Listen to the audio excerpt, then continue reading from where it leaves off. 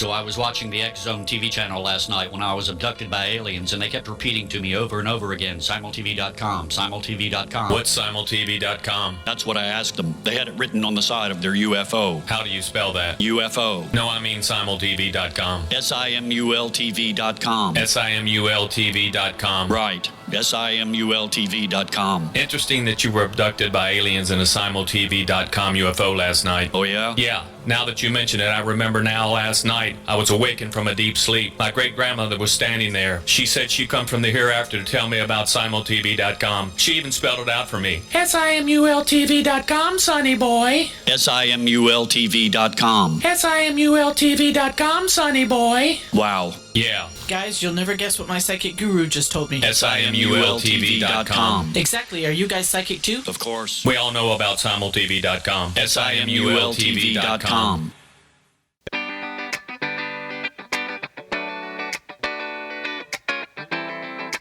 Welcome to the Connecting with Coincidence radio show with Dr. Bernie Beitman, MD, bringing together the world's synchronicity experts to help you use meaningful coincidences to develop spiritually, psychologically, and practically. For more information, put Connecting with Coincidence into your web browser to find the book, website, Psychology Today blog, YouTube channel, and Facebook page. And now, here is the host of the Connecting with Coincidence radio show, Dr. Bernie Beitman, MD.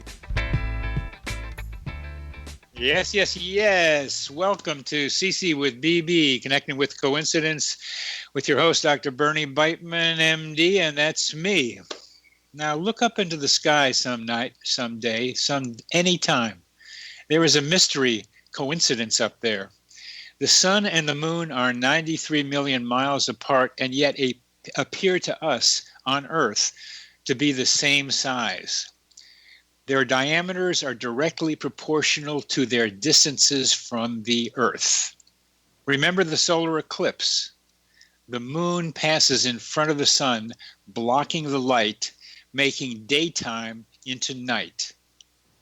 The moon is just the right size at just the right distance to act as if it's the same size as the sun. What a coincidence. What? A coincidence? And what about chlorophyll? Without chlorophyll, food production would be non-existent. We do live on sunlight through a gift from chlorophyll. How'd that happen? Scientists still don't know how chlorophyll evolved, except that it seems to have started in bacteria. Another mystery. We here experience meaningful coincidences. We are coinciders. We become insiders together, finding the symbols popping up around us. We look through the lenses of synchronicity and find guidance and connections superior to the filters of conventional reality. Our minds are immersed in our mental atmosphere, and we sense the future and can find our own human GPS. Sharpen your sensitivity to coincidences, examine their potential use and explanations, read my book, Connecting with Coincidence, and learn along with me. Synchronicity, spoken here. Our guest today is Joe Cambray. Joe is President, CEO, and Provost of Pacifica Graduate Institute. He has recently co-edited a book called Applications from Scientific, Historical, and Cross-Cultural Research. He is past president of the International Association for Analytical Psychology, a Jungian group, and has served as the U.S. editor for the Journal of Analytical Psychology. Dr. Cambray is a Jungian analyst in Santa Barbara, California. Other publications of his include the book based on his Fay Lectures, Synchronicity, Nature and Psyche in an Interconnected Universe. Welcome to the show, Joe. Oh, thanks very much, Bernie. It's a delight to be back. Oh, I'm so glad to have you, Joe. I like that title of the Synchronicity, Nature and Psyche in an Interconnected Universe. What are you trying to say with that phrase, interconnected universe? Well, it's an evolution of the thinking that I see behind the concept of synchronicity. You know, Jung first formulated the idea in about 1928, but he didn't really fully articulate the vision until he produced his major monograph on it and that was in the late 1940s. And if you look horizontally across at what's happening in culture at that moment, you'll see that this is the emergence of the contemporary views of cosmology.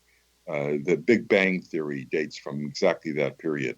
And we know that one of Jung's primary correspondents during the development of his ideas of synchronicity was Wolfgang Pauli, the Nobel Prize-winning physicist. And so in starting with that lens, looking more deeply into what was he trying to do with the synchronicity concept. First, I think we need to look at multiple levels. One, he was discussing a clinical set of phenomena, personal phenomena in his own experience. But more deeply, he was really looking at the structures of reality. And he and Pauli together came to the argument that we've missed something in the West about the fundamental nature of reality, that we were talking about space-time causality, but we missed something about the pattern forming that was a larger field phenomena that isn't captured in individual isolated events, but rather it's a quality of time and space. And he makes comments like, in moments of synchronicity, it's as if time and space collapsed to almost zero. Well, of course, that's the same language of the Big Bang. And so putting synchronicity in at that level says that it is something that permeates the nature of our world. Some of the examples that you were talking about, sun, moon, eclipse, coincidence, evolutionary forms of biochemicals that are remarkable from our perspective, fit within this kind of model of pattern forming adaptive responses to the nature of reality. And so in that, you begin to talk about complex adaptive systems here. So it sounds like complexity theory is underneath what you just said. Yes, I think that it wasn't available when Jung first formulated the concept, but if you use those terms and that approach, it begins to lead into a contemporary vision that does go exactly to the point of the interconnected universe. That is, that when you reach down and take a look at this from a complex systems perspective, then you see that everything is interconnected, not in simplistic ways, but in profound field ways. And the idea of a field is something that I really enjoy your emphasizing. And what a field is something that seems to have interconnections in ways we don't understand. Electromagnetic fields were kind of strange because we didn't understand what went on between them, although the observations were there. Once you make the observations, then you begin to see how the interconnections work. But let me give you a story I had, and I would like to see how we can go to interconnectedness from a recent coincidence I had. I was thinking about the relationship between the word the idea of liking somebody and being like you. I am like you and I like you. Those are two different uses of the word like. Yes, I am like you and I like you. Yeah. And I was going to write about it, and that was yesterday. And then I opened up our local, one of our local newspapers, and I saw a cartoon comic strip by Jen Sorensen that used the same two concepts in it. Uh-huh. Yeah, aha. So it's that what you just laughed. I appreciate that. The emotional response of the coincider or the person experiencing the synchronicity is so key to understanding and looking at it. But how do you view my experience with I am like you, I like you, and seeing that cartoon? How does that fit with what we're just talking about? I think there's a very interesting area of psychology that needs further exploration, and that is the notion of empathy. Because liking you or being like you both turn around the concept of how I internalize you, how I see you, I listen to you, and how that strikes me, not just at a conscious level, but at a deeper level. You know, empathy we sometimes confuse a bit with sympathy. But empathy is really being able to internalize the other and get a feeling of why they might be thinking or acting in a particular way. And the question is, that's an evolved human trait. We probably have neurophysiology that allows us to resonate with others. It's a field resonation issue. There's some work on this in terms of what are called mirror neurons. These are neurons where they were discovered in the mid-1990s in some animal experiments when they were looking at just simply motor patterns where a monkey was picking up a peanut to eat, and someone, in quote, accidentally left the machine on during a lunch break, and suddenly they began to get signals, but they looked at the monkey and it wasn't moving. And they realized, by the way the electrodes were placed, finally they realized that the monkey was watching them eat. It was watching the experimenters perform the same kind of action, so that this neuron was firing whether you perform the action or whether you observe or hear the action. And since then, a lot of development has gone in this direction to show that this is very much a part of human neurophysiology, and that it is a communication system about the way we internalize the external world, and in fact, maybe one of the neurophysiological bases of empathy.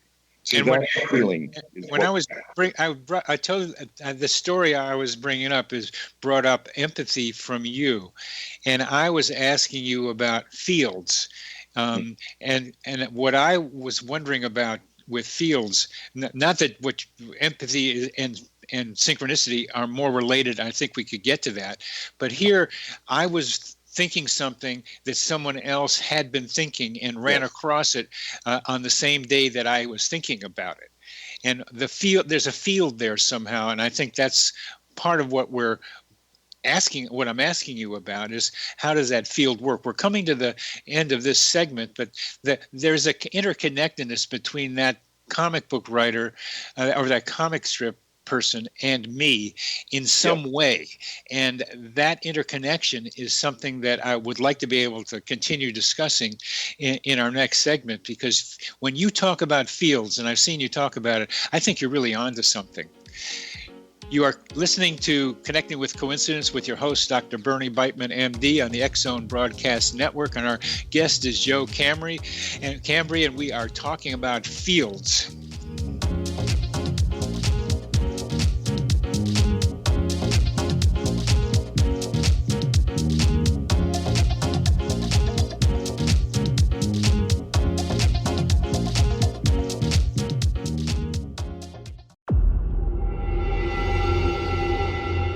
Whether you're a skeptic or a believer, join me, Rob McConnell, as together we'll investigate the world of the paranormal and the science of parapsychology here on the X-Zone Radio TV show on XZBN and the X-Zone TV channel on Simul TV. Since 1990, the X-Zone Radio TV show has been the place where people dare to believe and dare to be heard. Together, we'll investigate UFOs, aliens, ghosts, Bigfoot, psychic phenomenon, lake monsters, conspiracy theories, government cover-ups, the truth embargo, alien abductions, ESP, haunted locations from around the world, and so much more.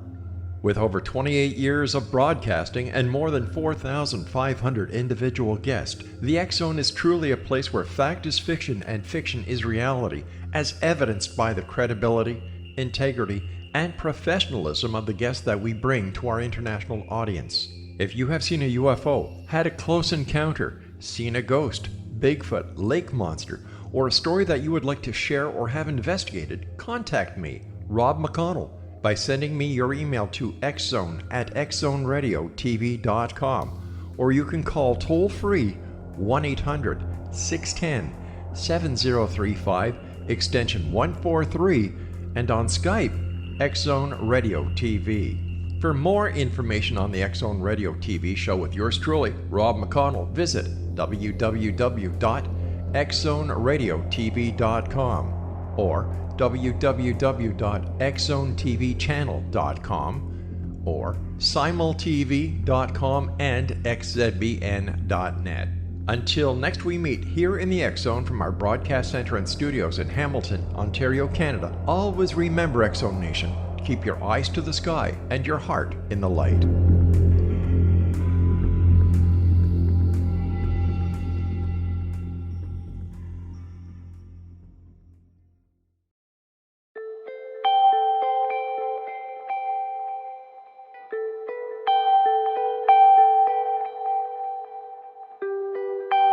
It's hard to listen to the news without realizing we're living in volatile, unprecedented times.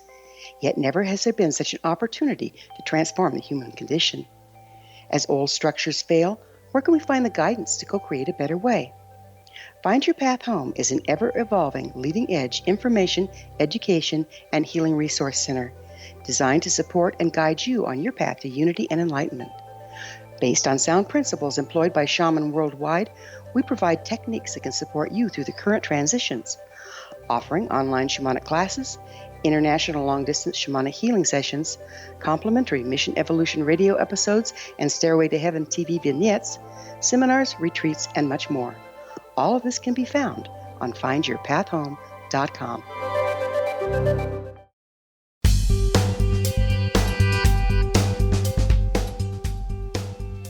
Welcome back to CC with BB, Connecting with Coincidence.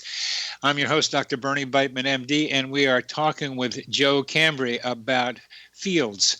And Joe, you have a good sense for fields. When I've seen you talk in the 2014 group in New York City, you have a wonderful feel for them. And so that's why I'm asking you about this like I am like you cartoon and me. Yes, well, actually, I think we're in a kind of nested doll situation in the story that you told. I focused first on the empathic dimension of like and like you.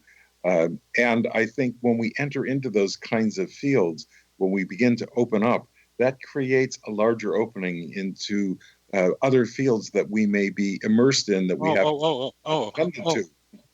Okay. I didn't get that. So something about focusing on empathy, which is what you're getting more clearly I did, somehow opens up connections to the larger field. I think there are a number of fairly ordinary pathways into these what I would call the surplus of knowledge. That I think that's the domain of synchronicity. It can only be reached by things that have more of an intuitive quality about them. Empathy is one of those things. They are more complex. Attendance to reverie, the kind of way the one's mind begins to move in listening to things. Those are channels that we can discipline and learn to use that I think end up helping us connect into that deeper level of interconnectedness. Oh yes. Learning how to use those channels. Yeah. What do you think I was doing, or Jen Sorensen was doing, or we were doing? What channels were we tuning into, and how did we come to them together like that? Well, that's a great question. I mean, that's beyond my cognitive knowledge, but we can try to intuit it. I mean, please do. And so what I would suggest is my pathway into trying to imagine that was to listen to what was the precipitating event, the sort of the thing that starts the process going, and that was your interesting linguistic reflection on the kind of multiple uses of the term like, and the way it fit into a psychological awareness of multiplicity and duality in that instance. I suggest that then opened up to the way that image of empathic linking, like and dislike, that's out there then. That's in a field.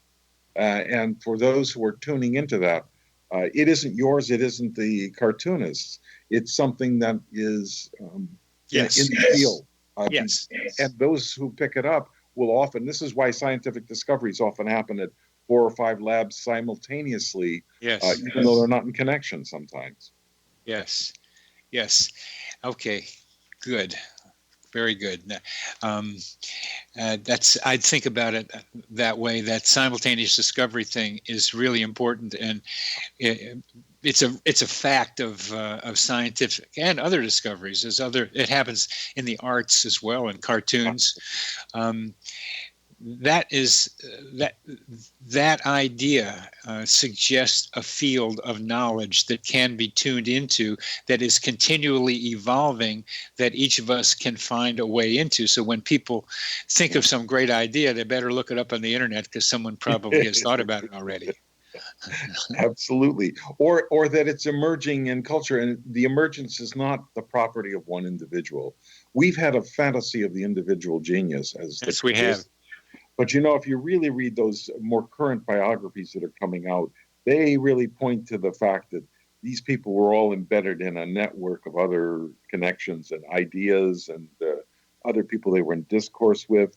That very few ideas, in fact, ideas that come up completely on their own, disconnected from others, are very hard to manifest, because they don't have the the connections and links to make that into a reality.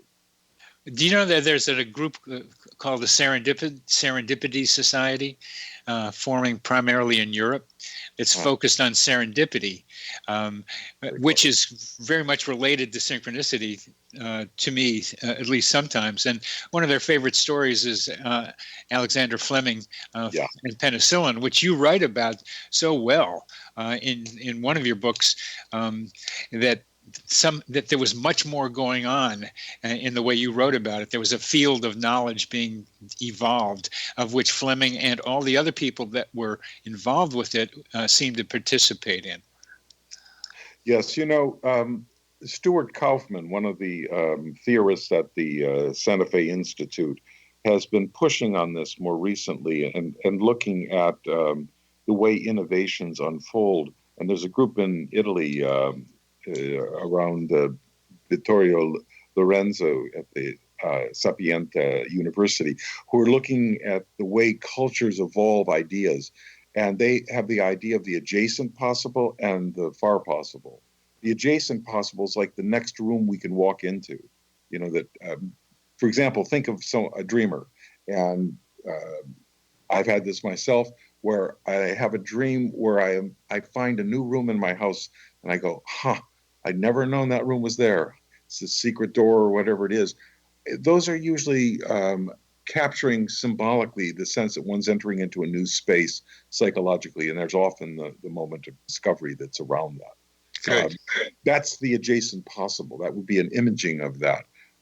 And innovation, whether in the arts or in science or in philosophy, what have you, often goes this way, that the leap of the single genius way out there is often very, very hard to integrate into society. So Leonardo da Vinci's developing notions of submarines and helicopters and all of this stuff in 4 centuries before the technology is there. So it just looks like a crackpot idea, except in hindsight, we now go, what brilliance. But it's because there wasn't enough cultural connectedness to make that field image into a reality. Okay, that's very good. One of the things that happens to you is you live coincidences, synchronicity in your life, and outside of therapy. And you had an experience, a business idea, a business venture that you began to consider, and then you had a remarkable thing happen. Could you tell us about that? Yeah, I was just at the onset of starting a project that I thought might lead to something valuable at the level of business. And I was thinking about what steps. I was being very causal and thinking in a very systemic, step-by-step fashion. And I was really trying to think what I needed to do to get ready to create a field so that there would be investors. Well, before I could do anything, through a friend, someone else came in and said, I've been looking for something to invest in along these lines. And I was shocked because it was a mirror image of what I'd been thinking about. So we sat down and we talked, and we talked actually about the coincidence that he didn't know about this project, and I certainly hadn't yet articulated it to anyone. So, aren't you behind this? Behind what happened here, talking about some of the same things we had just been talking about, a field of yes. knowledge, so that ideas evolve in this field, and you picked out this idea, and your friend was tuning into this same layer of knowledge and brought it to the guy that maybe somehow he knew would be interested in it. Yeah, this is kind of intuitive communication that goes yes. across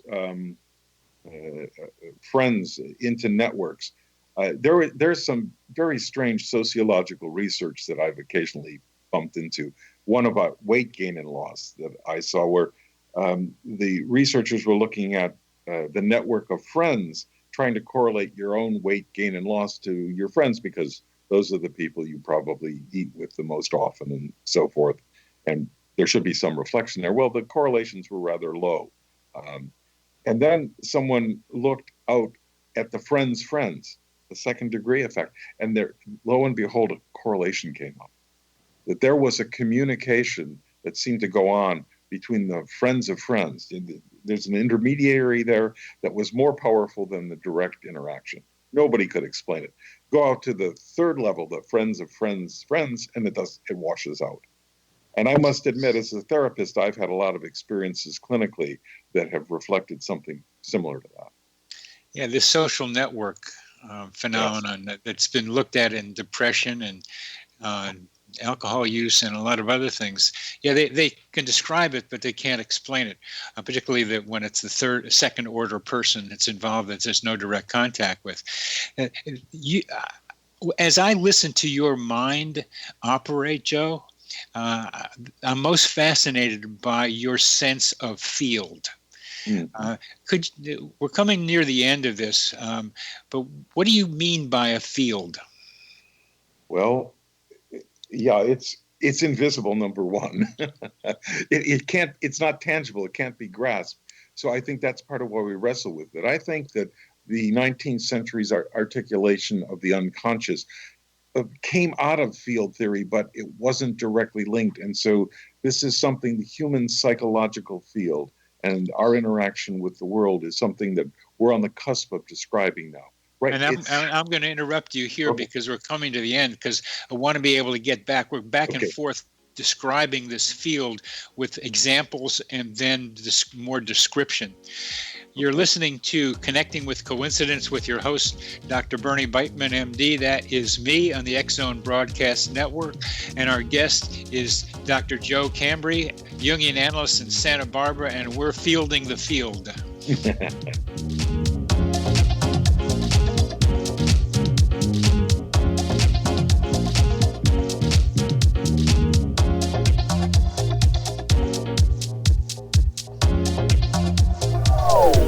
They are here, and they've been here for thousands of years, making their presence known in the shadows. They might be seen by a lonely motorist on a deserted road late at night, or by a frightened and confused husband in the bedroom he is sharing with his wife. But who are they? What do they want? Why are they here? Perhaps most concerning, has the government been aware of their presence all along? The new book by L.A. Marzulli, UFO Disclosure, the 70-year cover-up exposed, delves into the world of UFOs. Can full disclosure be soon? Order now and receive a free hour and 37-minute DVD on the UFO phenomenon. UFOs are real. Get both the book and the DVD, a $40 value, for only $19.99. To order your book and DVD today, go to lamarzulli.net. That's LAMARZULLI.net. Rob McConnell here, presenting an overview for Nicholas Paul Jennings, author of a fascinating book, Amen. It presents facts revealed by Egyptologists, facts that enable us to understand why Amen is the beginning of creation of God. It provides recommendations for religious leaders of the major religions to unify their beliefs and teach the Word of God. Love one another. Amen informs people how mankind conceived God. It was the Egyptians that developed the concepts of a soul, a hereafter, and Son of God. And finally, after the worship of many gods, they conceived the belief in one universal God, the maker of all there is. For more information, visit www.futureofgodamen.com. That's www.futureofgodamen.com.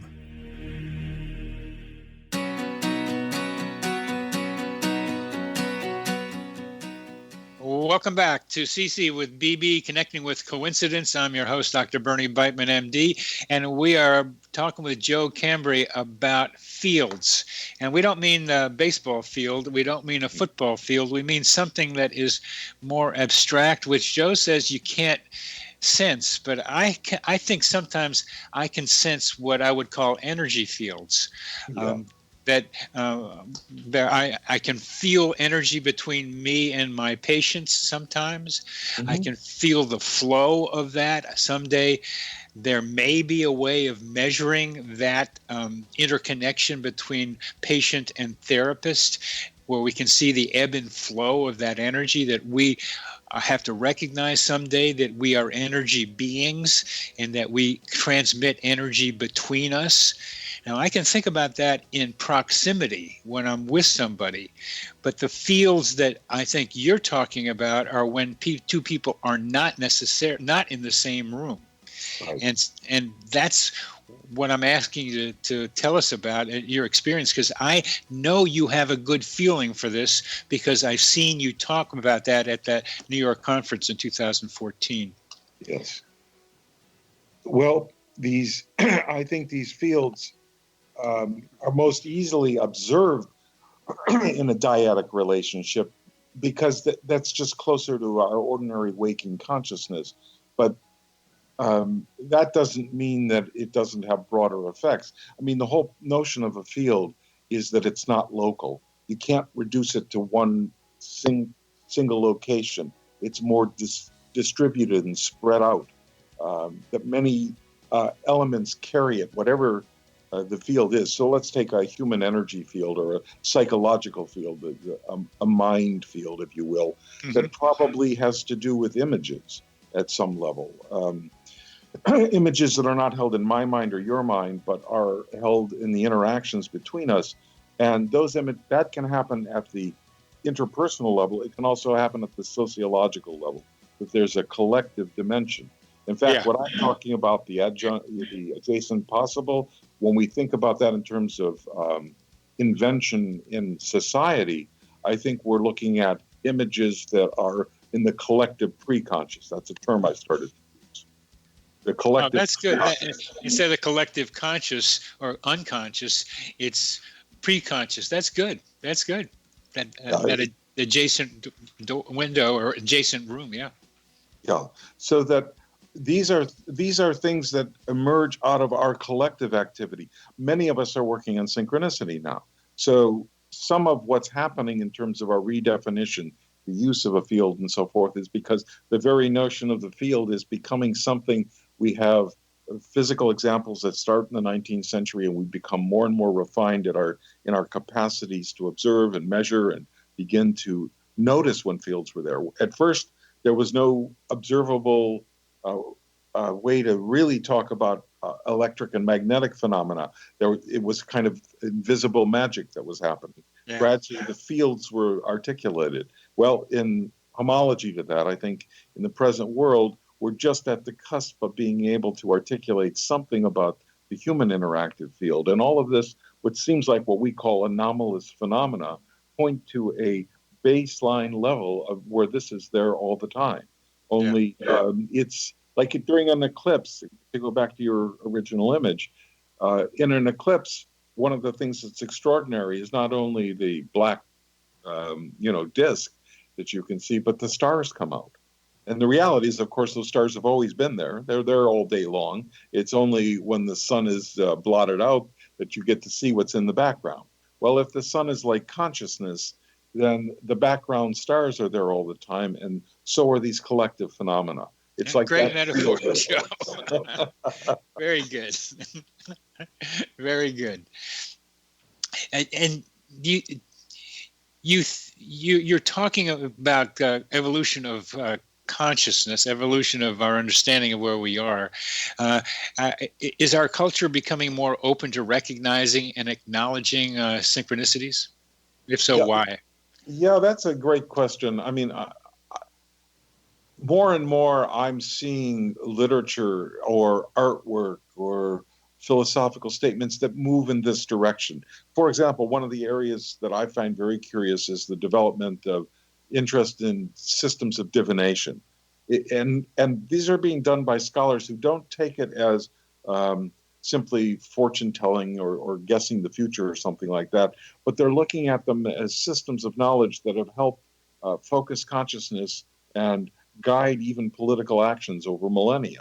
Yeah. And so there's a rereading of that and saying, well, maybe the surface level of it isn't the most, even if it wasn't completely accurate, there's something about the way we focus our consciousness that brings us into a larger field awareness. And the fact that topics like that have become of real interest to groups of sort of mainstream scholars seems to me to be the pathway to begin to identify that, oh, something's entering in the culture here at multiple levels.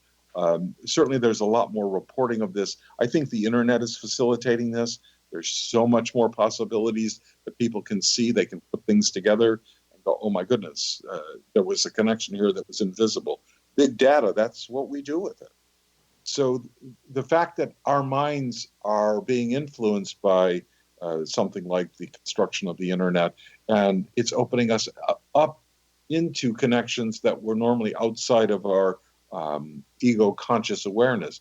I think the ego is changing enormously from the turn of the 19th to the turn of the 20th, to the turn of the 21st century.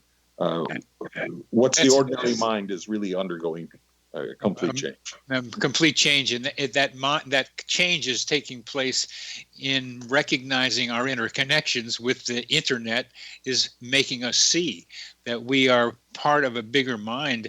That a lot of coincidences that I've been able to follow have to do with mind internet connections, where you're thinking something and you find it on the internet and it isn't consciously directing the flow of your search, somehow just randomly, whatever that means now, running around in the internet, you find something that really matches what you're looking for. So the internet as an accelerator of synchronicity awareness is an interesting concept.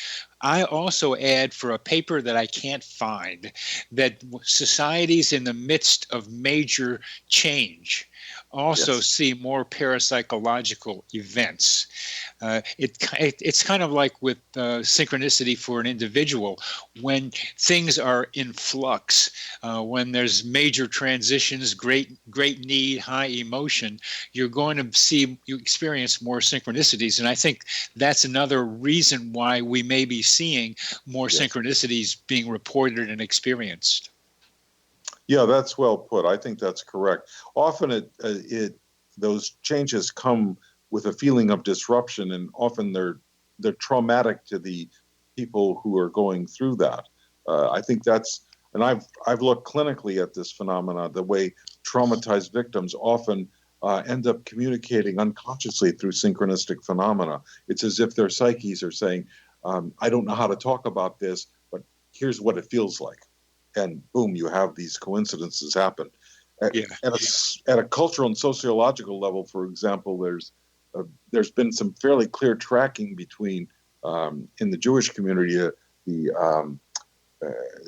traumas that have happened and the interest in Kabbalah and the flourishing of a kind of more mystical awareness that's one that's focused on a more distributed, non-local vision of the world and the universe. So I think it's part of our DNA. It's part of who we are as human beings to move in that direction.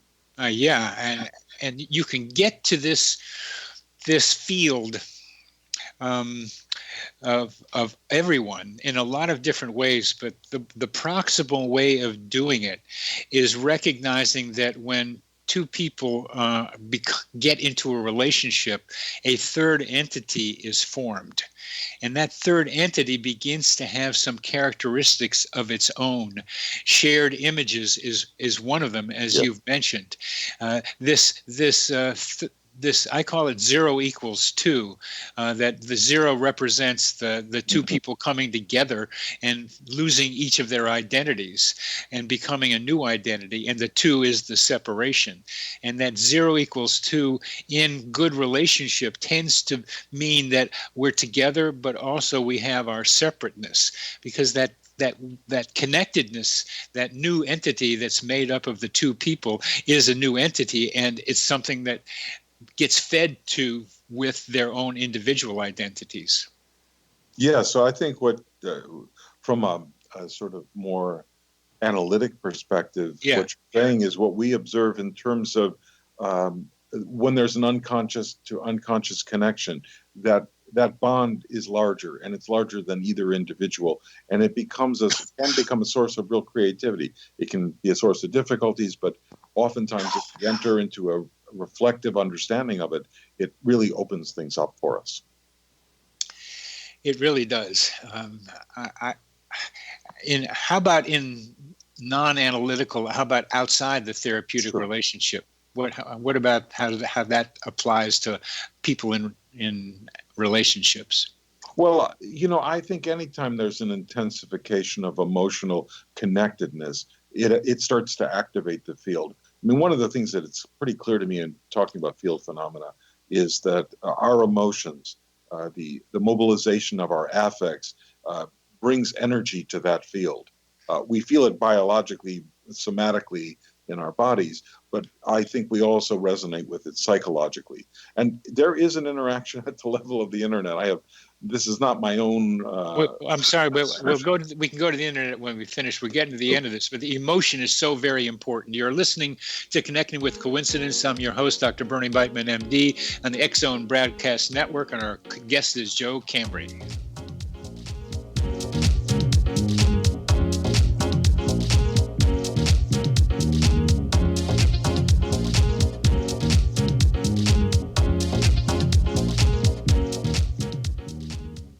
You have heard of the X Zone? Now watch it on Simul TV, plus 500 video games, live TV channels, free video on demand, worldwide, and more.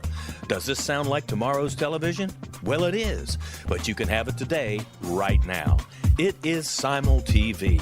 Simul TV offers what the others only wish they could provide. 15 exclusive channels like X Zone, sci-fi, and horror. We are worldwide. No other provider offers that. 500 built-in video games. No need to have an extra expensive system. We have them included. Free video on demand. Live streaming events from around the world. Interactive online network, and much more. Tomorrow's TV today. Simul TV. Sound too good to be true? Well, it's not. You can have Simul TV today. Sign up at simultv.com. Do it today. They are here, and they've been here for thousands of years, making their presence known in the shadows. They might be seen by a lonely motorist on a deserted road late at night, or by a frightened and confused husband in the bedroom he is sharing with his wife. But who are they? What do they want? Why are they here? Perhaps most concerning, has the government been aware of their presence all along? The new book by L.A. Marzulli, UFO Disclosure, the 70-year cover-up exposed, delves into the world of UFOs. Can full disclosure be soon? Order now and receive a free hour and 37-minute DVD on the UFO phenomenon. UFOs are real. Get both the book and the DVD, a $40 value, for only $19.99. To order your book and DVD today, go to lamarzulli.net. That's LAMARZULLI.net.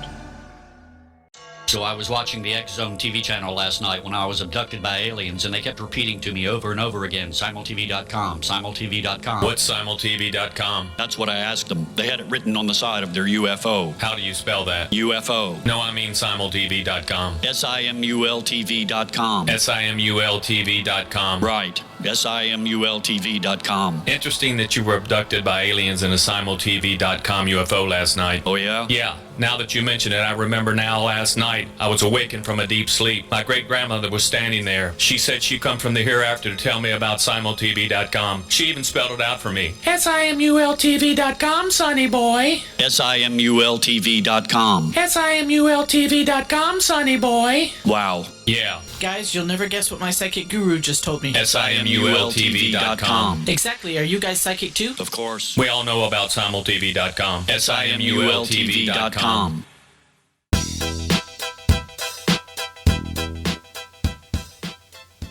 Welcome back to CC with BB, and we're talking with Dr. Joe Cambray about feelings and interconnectedness and maybe the internet. Joe, where were you going with feelings and the internet?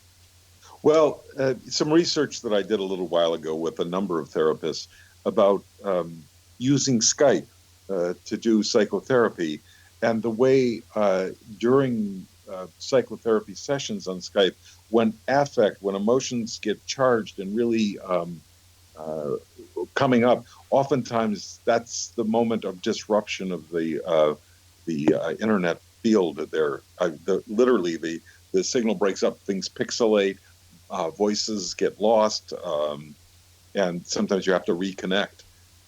And so it's the way it seems to be that affect is really engaging with aspects of the physical world that we don't normally. Oh yeah, I'm doing a taxonomy of coincidences, and one of them is just what you said, where machines respond to human emotions is the name of is the title of the section. Yeah. This is a real phenomenon. I mean, the Pauli effect is a way of talking about it. But when my CD player in my car went off because I was mad because my computer wasn't working, and the CD player then righted itself after I got the computer fixed and I was calmed down, was just one piece of evidence. But this is very interesting. I'm glad you tell us that. The mind machine and emotion machine interaction. But let me tell you this one more story. I was visiting my 6-week-old granddaughter. Holding her was amazing a couple of weeks ago. 6 weeks old. That purity of soul is amazing. And I needed to get away find some trees to walk around in. I love walking in the woods. So I stumbled on a place, and that's another story, how I got there. I'm not familiar with Melrose, Massachusetts very much. Oh, and so I walked in the woods. I was surprised to find I was happy to be there, and I started singing. Somewhere over something I was singing. I was really happy, and I saw a guy coming towards me, and he seemed friendly enough. He said hi to me in a nice way. I said, "Wouldn't it be great if life were a musical?" And he said to me, "Did you say that because I was singing?" And I said, "No, I said it because I was singing. I was the one who was singing." And he said, "No, I was singing." So we got into this kind of as you like it in the forest argument about who was singing. And I couldn't hear him and he couldn't hear me is probably what happened. So I sang him my song. He asked me to, and then I asked him to sing his song, and we talked some more. And it was a great conversation, and we separated. He asked me to join his a cappella group, and and that was it. So I go home. I say, I want to convince my son and other relatives that this coincidence business is real and it's a lot of fun.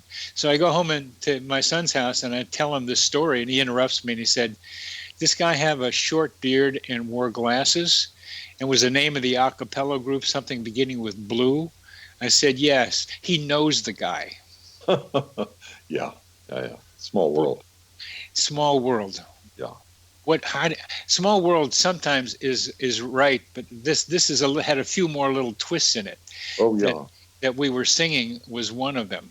How do you react to this? How do you interpret this coincidence?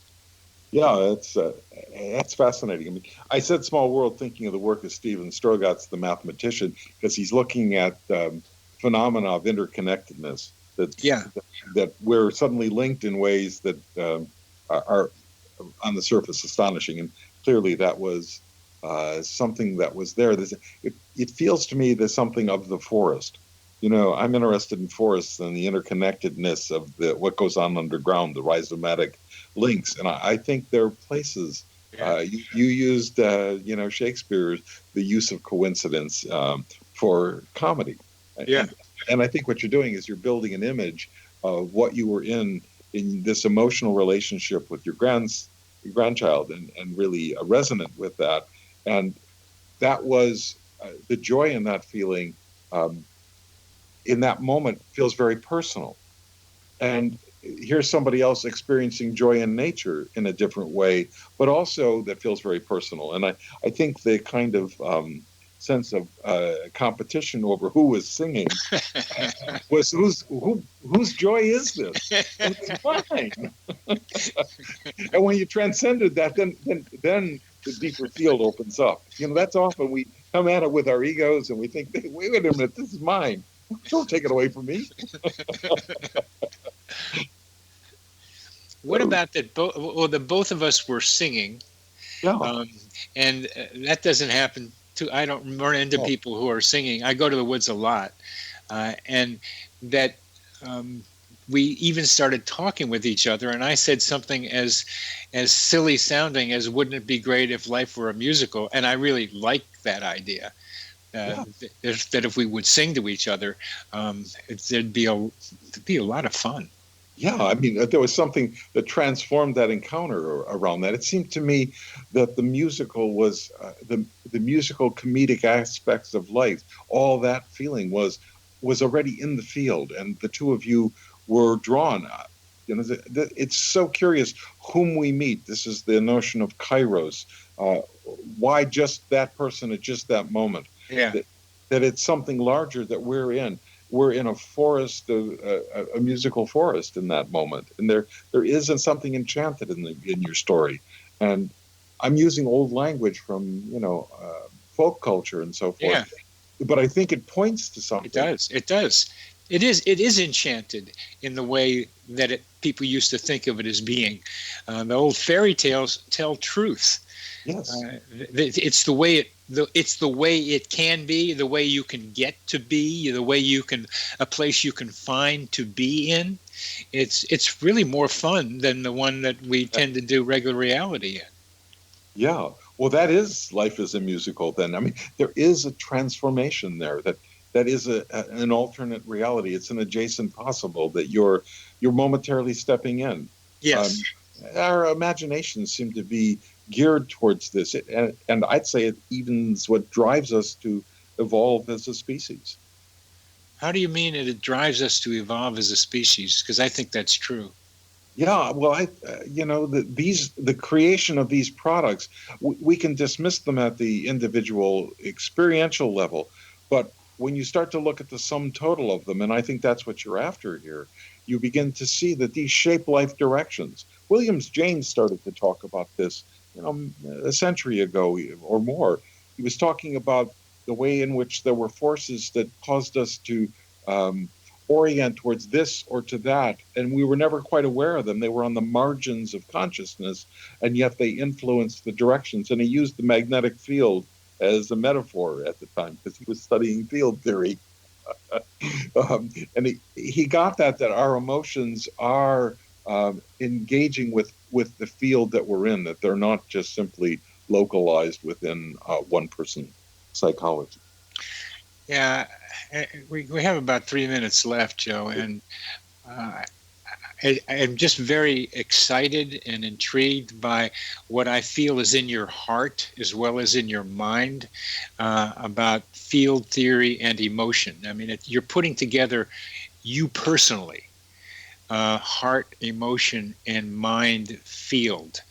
And I can experience it listening to you. And there is an excitement in you to express this and to enact it. And I imagine that being in the multiple roles you are at Pacifica University, you have the opportunity to recognize more consciously than most of the people around you that you're in a field that's the Pacifica, and that you are feeling things in it, and that you are moving your way through it almost like without your eyes, but with feeling. Yes, that's very well put. I mean, I've watched my teaching evolve there. That was the first layer of this, the way in which we would form an entity in the classroom, a group entity, and the selection of which stories to talk about, which theories to articulate and unfold, were really subtly based on the interactions that were happening in the classroom at the moment. And I've gone on, because I've done other organizational work, to see that this is also a layer that shapes organizational life. Yeah. Not just the individual, but the whole directions. And so that is part of my approach to the kind of administrative roles I have at Pacifica, is building teams where this element is honored and allowed to be in consciousness and allowed to help shape the directions that we take. In this last minute, when you say this element, what is this element that you encourage to manifest? That, well, one way to talk about it would be the wisdom of the group mind that transcends the knowledge of any one person or another. That collectively, when we open up to that enchanted world that we were talking about, we think in a richer, more complex way, and we often can arrive at things that we could not get to no matter how clever we were in our individual thinking. Well, I used to be able to do that in group therapy when I was a group therapist, paying attention to what's going on in the middle of the room. Yes. That's where the information was. And it kind of got put out there in general systems theory to some extent, but the way you are living it is a wonderful sign to me about how we are evolving consciously, the way you are doing this, Joe. It's remarkable. It's a pleasure to hear you and feel through our internet what you're experiencing and doing. So thank you very, very much for being on the show. Well, and thank you for your receptivity and resonance with this. I mean, that's part of why this works. Good. You've been listening to Connecting with Coincidence. I'm your host, Dr. Bernie Beitman, MD, on the X-Zone Broadcast Network. Thank you again, Joe. Thank you.